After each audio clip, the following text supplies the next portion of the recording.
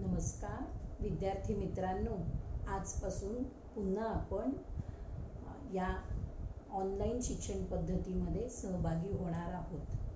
तुम्ही सर्वजण आत्ता बातम्या ऐकतच असाल, पण निर्णय काय होईल तो माहीत नाही. पण या शिक्षण पद्धतीचा निर्णय होईपर्यंत आपण सध्या तरी या पद्धतीने ऑनलाईन पद्धतीने म्हणजेच व्हिडिओच्या मार्फत आपण अभ्यासाला सुरुवात करणार आहोत. सो विद्यार्थी मित्रांनो, मागच्या दिवाळीच्या सुट्टीच्या पूर्वी आपण सायन्स 1चे 4 प्रकरणं आपली झाली. We have completed 4 chapters before the Diwali vacation. Now we are going to study the next 5th chapter, that is heat. In last year, in 8th standard, you have studied the chapter heat and effect. उष्णता आणि त्याचे परिणाम हे प्रकरण आपण इयत्ता 8वी मध्ये अभ्यासलेलं आहे. Now this year also we are going to study deeply this chapter, that is heat. So all of you know there are different forms of energy: magnetism, electricity, sound. These are the different forms of energy, and heat is one of the form of energy. Heat is the one form of energy. Now all of you know how the transfer of heat energy takes place.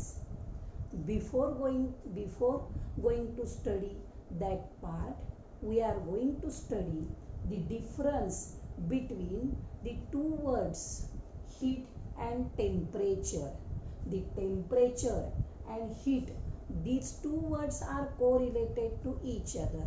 Now we are going to see what is the difference between heat and temperature.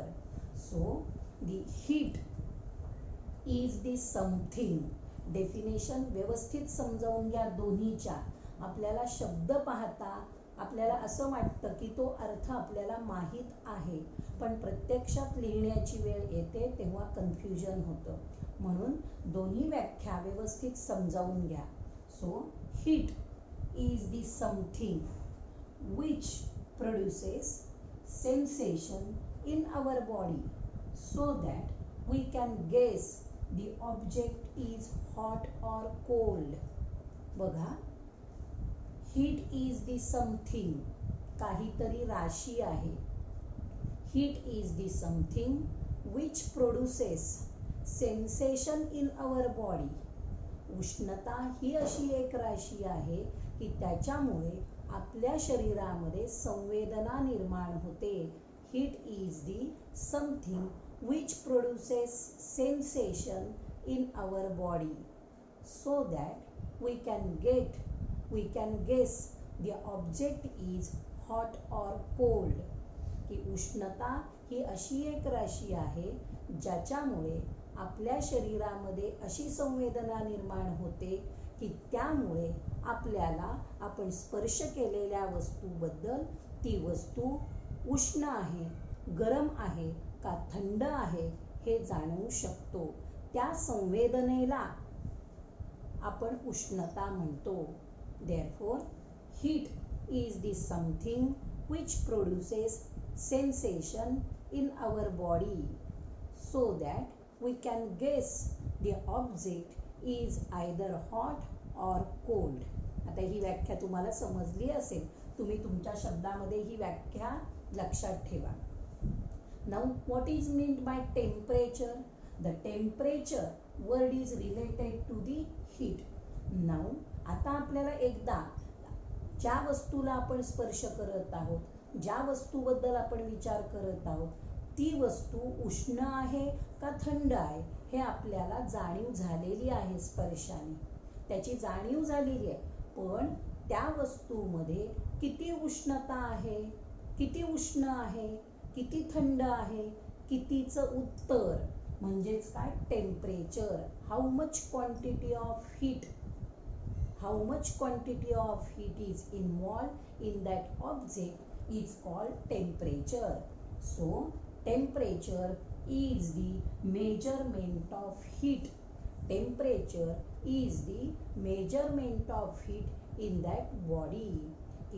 एखाद्या वस्तूमध्ये किती उष्णता सामावलेली आहे, एखादी वस्तू किती थंड आहे किंवा किती गरम आहे, कितीचं उत्तर, how much amount of quantity is involve in that body, that measurement is called temperature.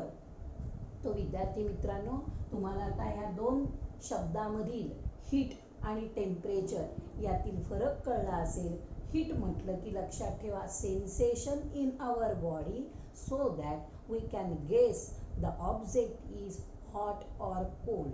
And temperature म्हटलं की temperature is the measurement of heat. Either that object is how hot or how cold. हाऊचं उत्तर म्हणजेच काय, temperature. Now all of you know the heat energy is transferred, the heat energy is transferred from one place to other place, but heat energy is transferred from the region of higher temperature to lower temperature. उष्णता ऊर्जा जी आहे ती उष्णता ऊर्जा अशा भागाकडून की ज्या भागाचं टेम्परेचर जास्त आहे त्या भागाकडून कमी भागाकडे ट्रान्सफर होते.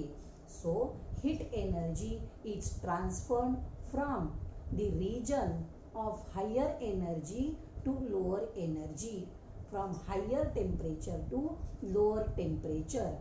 Now there are three ways of heat transfer. These three ways are, first is conduction. Second one is convection, and third one is, first one is conduction, second one is convection, and third one is radiation. See, conduction, convection, and third one is radiation. These are the three ways. By these three ways the heat energy is transformed from the region of higher temperature to lower temperature.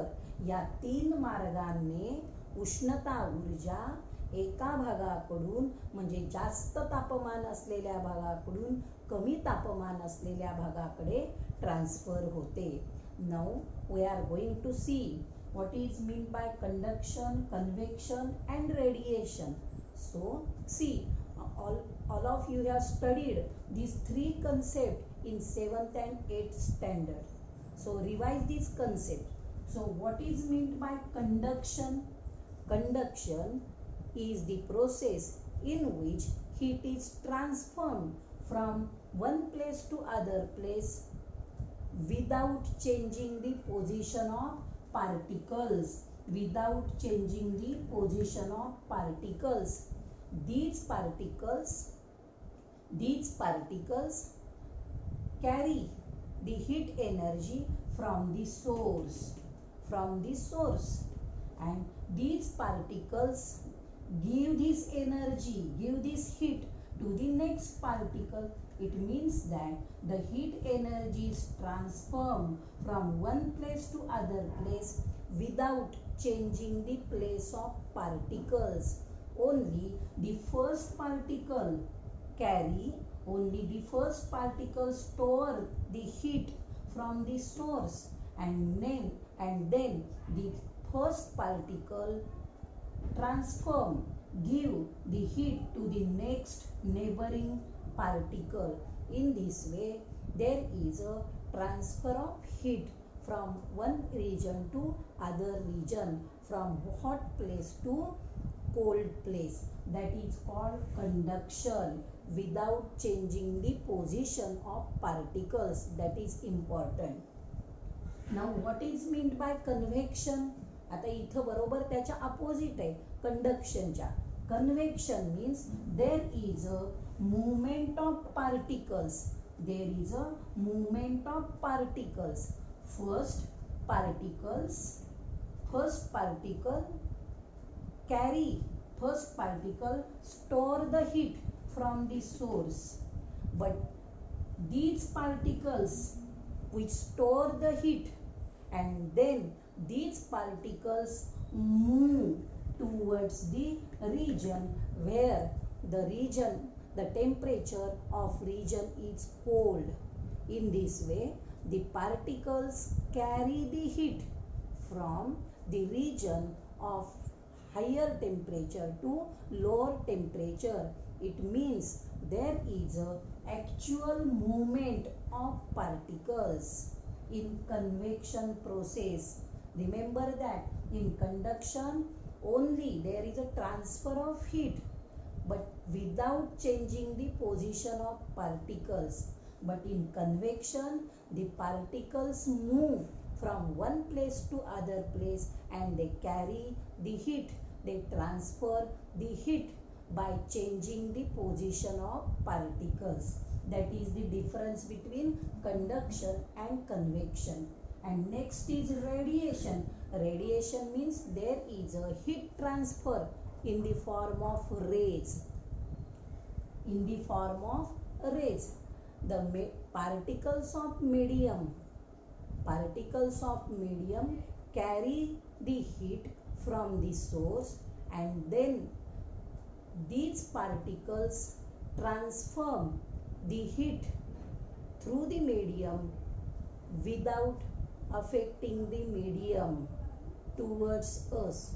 की source पासून particles heat energy घेऊन ज्या ठिकाणी आपल्याला उष्णता पोचवायची आहे त्या ठिकाणापर्यंत ती उष्णता रेजच्या मार्फत पोचवली जाते.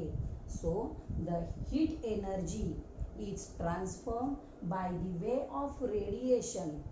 By these particles carry the heat from the source of heat, and then they carry this heat without affecting the medium in the form of rays. So these are the three ways of heat transferring. Now in this chapter we are going to see new concept, that is latent heat of melting and latent heat of vaporization. We are going to study in next video. So we will stop here.